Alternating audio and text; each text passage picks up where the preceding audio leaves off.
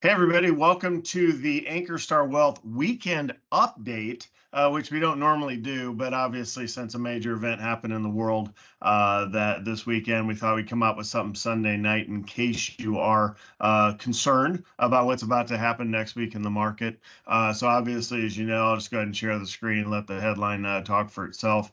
But Saturday night, we had a attack from Iran over into Israel. You see it here, 300 Iranian drones, plus or minus whatever. I've heard up to as many as 500. Unprecedented attack for sure. Yeah. Normally this is not Israel's not the one you want to pick a fight with over there. And this is a scenario that we studied for my 20 years in the Air Force. There's a couple of hot button points around the world, China, Taiwan, the Korea situation, and then of course the Middle East. Anything involving Israel can torch off into something bigger. So obviously there were some reactions this weekend with markets that were open. Mike's going to talk more about that. But really what's more instructive is these can be times where if people think it's World War III, they can make some kind of silly financial moves. So if you sell in an IRA and you buy it all back a week later, well, that's not a big deal. But if you're sitting on a bunch of taxable gains and all of a sudden you just zero out your portfolio, you might eat a whole bunch of taxes, so you need to really sit down and think about these things. We're not making a call tonight as to what we're going to do tomorrow. We'll go ahead and let tomorrow's market speak for itself when it happens. But Mike will show you where the futures are and kind of give you his analysis. And then, of course, we'll be back tomorrow with any moves that we make, if any, based off of what's going on. But that's what we have for you today. And this is a financial education presentation, so to make sure you do your own due diligence before I explain anything you hear in this presentation. More disclosure information is available at ankerstarwealth.com, and the opinions expressed today are Mike and mine alone. All right, with that, I'm going to stop sharing. Mike, over to you to kind of talk about what you're seeing out there so far and some analysis. Yes. As many of you know, if you're following the news and you're not just sitting and watching the Masters today, there's been an attack in the last couple of days, and I guess as far as markets, we're always ready, always thinking there will be geopolitical events. As much as we do not want them to happen, they will occur as we invest, and we cannot predict them, and certainly the market can't either. But what you typically see is the market reacts quickly, very quickly, but the market was closed when this happened. So, one of the things I've been watching over the weekend is to see the futures for Monday, to see what will happen, to see how the market will react. At this very moment, they've rebounded, so the futures are actually ticked up slightly. Not so much from the geopolitical event, but just really from Friday's sell-off. What's very interesting to do is to take a look at a security that trades 24/7. And so I'm going to pick a favorite topic, which is Bitcoin. It trades 24/7.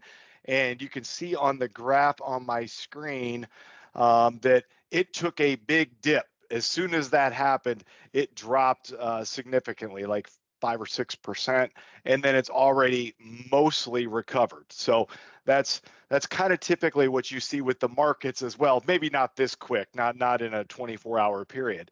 But what I want to do is look at kind of past geopolitical events and show you what that looks like. So on this, I think I shared this slide once before, but this is a good time to look at it. So these are several geopolitical events from the last, 50 years. And you can look at the sell-off, the size of the sell-off in a percentage, and then how many days it took to recover. And the first one listed is very scary because it took years to recover, but that was a Arab war, oil embargo in 1973. I was not even in school yet, so it's been a while since that one. But if you look at all of the ones since then, and I'm surprised COVID's not on there, and I do want to thank our friends at JP Morgan for sharing this. But even a COVID, which came out in March, the market dropped 34%, but by the end of the year, the market was up. So even that one, you could say it recovered. I don't know if you call that a geopolitical event, but it was certainly a major event. But if you look at these other ones, even like 9/11 attacks, Iraq war, Ukraine conflict, you're seeing drops of anywhere from 5 to 10%. So that sell off is immediate. It's like very quick, day or two, it sells off. And then if you look at the duration to recover to that prior level, in the last, well, since the Iranian hostage conflict 40 some years ago, they've all been less than a month. So one way of looking at it is when these unfortunate events do happen and there's a sell-off, don't panic. And it may even be an opportunity to adjust your portfolio to get in some positions that maybe you were looking to get into at a discount. So just thought I would share that. That's really all I've got. So, we'll see what happens on the market tomorrow. We'll be closely monitoring during the day, and we'll adjust accordingly. Yeah, go ahead and leave that slide up there for a second, Mike, and thank you for finding this and sharing it with us. So for those of you that have been with Ankerstar Wealth for recent memory, right? Probably the biggest event that you really remember is the Russia-Ukraine, take two. Obviously, they did it back in 2014, but starting again in 2022. Obviously, if you're with us, you heard some analysis from me at that time. Same sort of thing, kind of a big deal. You get into a major power could be involved. Is there a land war in Europe? Yeah, the things that torch off into world wars, or at least twice. And you see, a whopping 11-day recovery after the, a 7% sell-off. So, we don't have, nobody's got a crystal ball, and every time something like this does happen, certainly you have to give it some credit. I have not seen a coherent thought of what Iran stands to gain from these 300 missiles, most of which were shot down. I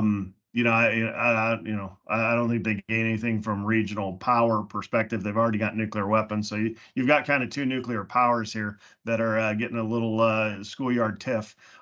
So not good for sure. And this is cherry picked from kind of what most people call real wars versus geopolitical events versus actual wars.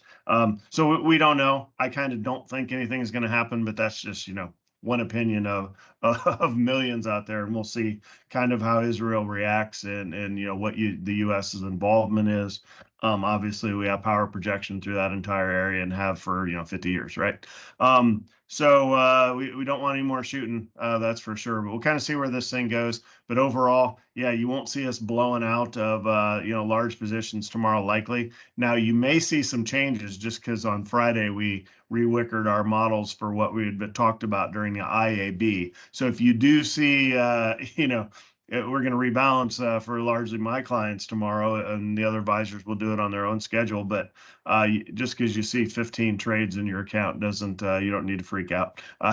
That's more of a pre-planned rebalancing than it is. But with that, you're going to see buffer in there. And several of the new models have buffer, BUFR.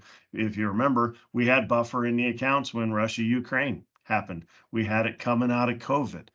So again, it's one of those easy ways for us to manage risk in a portfolio and help protect your money. And certainly you in these situations, you don't really try to think about all the making all the money. You just kind of go into protection mode for a little bit while you wait and see. So that's some expectation management for what you can see. Obviously, we'll try to get out. Both of us are back home now, so we should be able to get out a show every day where this will be something, of course, that we will update. But sleep well tonight, and yeah, stay strapped in tomorrow. Don't be around without your seatbelt because the market could be whipping all over the place. But yeah, so far so good. Into the green just a little bit across the board, coming off of one of the worst weeks of the year, if not the worst week of the year in the market. So with that, we'll let you guys go, and we'll see you back tomorrow. Have a good one.